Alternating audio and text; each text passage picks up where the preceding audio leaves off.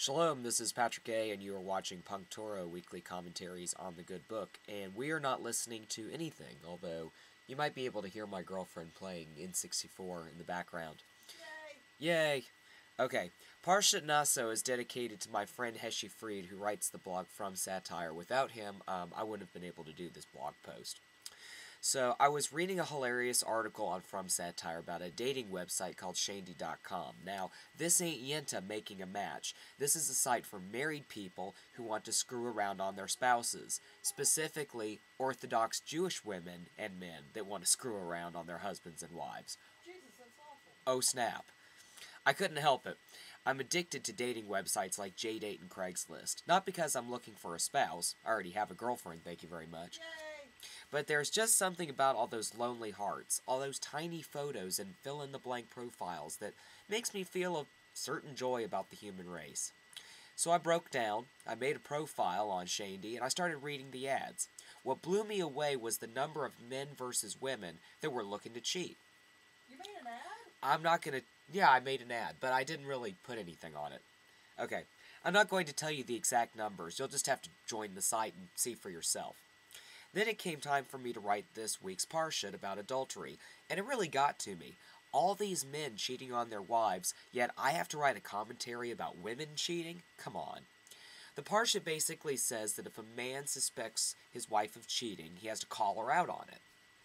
And if she hides out with another guy, then the husband should drag her to the temple, and the priests will give her this bitter drink. And after she drinks it, if her stomach swells, then she's cheated. And if it doesn't swell, then she's innocent. Illegitimate tests on wild women are pretty common in most patriarchal cultures. The most famous, to me at least, is the Salem witch trials, where women were thrown into rivers to see if they would float or drown. This is a sick one, dogs were forced to eat cake made of witch urine and rye. And I'm not sure how that's supposed to prove you're a witch, but okay. Maybe we need to call PETA up on those guys, I don't know.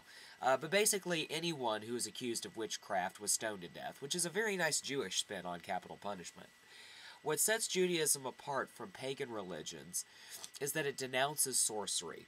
However, this test in the temple is clearly a form of sorcery. Not only that, but it's pretty sick to hear from a modern person's standpoint. So how do we understand this text in light of women's liberation and equality among the sexes? Well, there's an old saying that goes, do as I say, not as I do. The Hebrew Bible says that we should seek out justice, even though the ancient biblical version of justice is often a little nutty. Perhaps we should do what the Bible says, but not always what it does. Just like in punk rock, you take all the pieces that make a good song and you strip them down until you get to the rootsy, bare-bones aesthetic that drives you, and you create something really amazing out of it. Maybe that's what we need to do with these parshas. Do we really need to be giving people bitter drinks to swallow to see if their stomachs swell if they're cheating? No, come on, that's stupid. We know that that's not true. But maybe by reading things like this, we can interpret them in new ways, we can break them down and understand them in new ways so that we can create a better world. Shalom.